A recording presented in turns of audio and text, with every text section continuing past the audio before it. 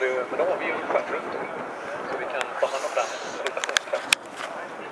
Vad bra ni har det. Nej, propellen rollen.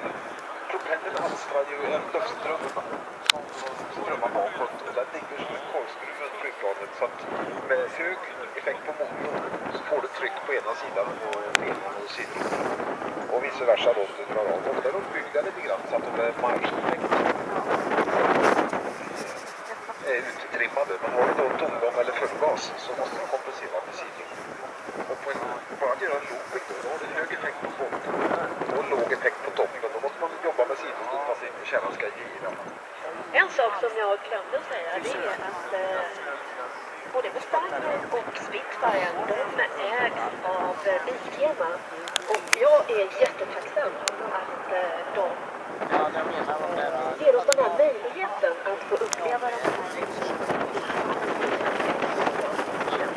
Och nu står det något lite unikt på banan. För det är nämligen en sydafrikansk Gripen.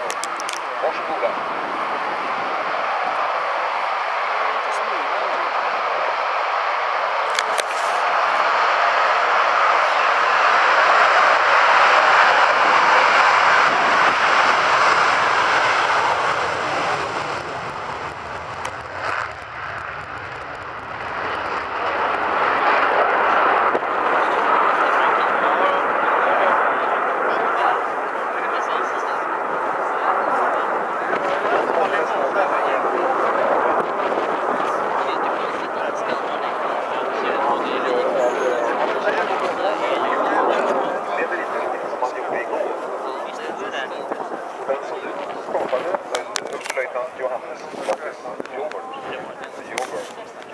Han är då en sydafrikansk Gripenpilot och han representerar